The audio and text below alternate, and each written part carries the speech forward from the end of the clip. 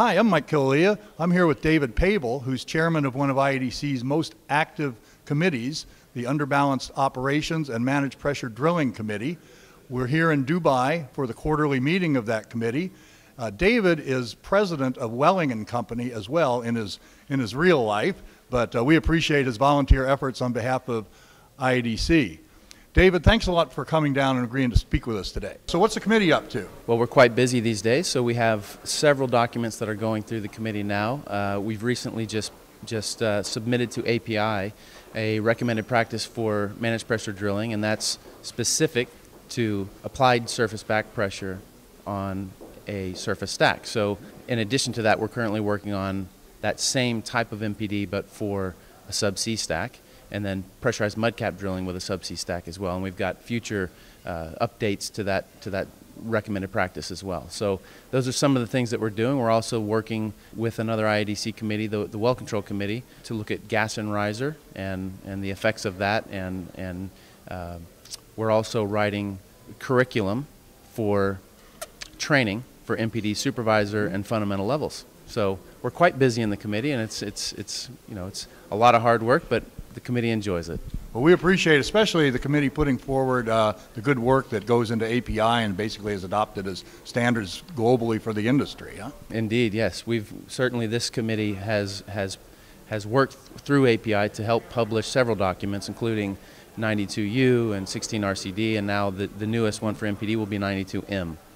We talked a little bit earlier too, David, about some trends in the industry, and your company, Welling & Company, is in the business of conducting surveys. So why don't you tell us about one of your recent surveys and what it tells us about MPD? Sure, yeah, absolutely. So there's obviously an interest in the industry around MPD and the adoption of MPD and things like rig integration. So we went to the market and interviewed users of MPD and non-users of MPD to get opinion and understanding of those types of dynamics in the industry. So one of the neat takeaways from that was that 2/3 effectively of the respondents believe that MPD will be adopted as a standard within the next 10 years.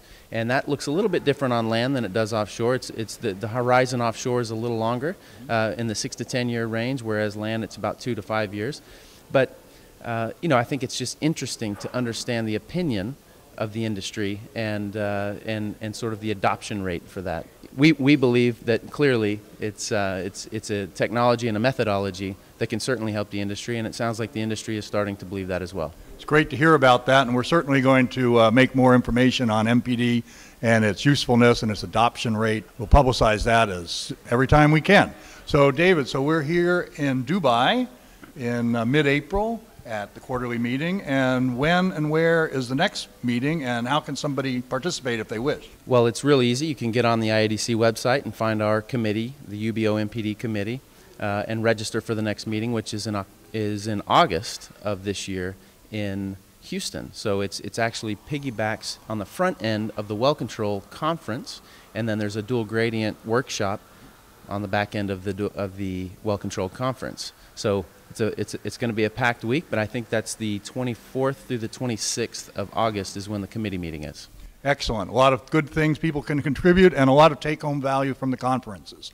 So David, thanks so much for your time today. We appreciate the update, and have a great meeting here over the next couple days in Dubai. Thank you. Appreciate it, Mike. And thanks a lot for tuning into this webcast.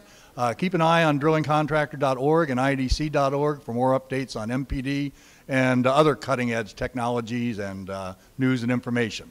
So for IDC and drillingcontractor.org, Mike Killia, have a good one. Keep it turning to the right and stay safe. Bye.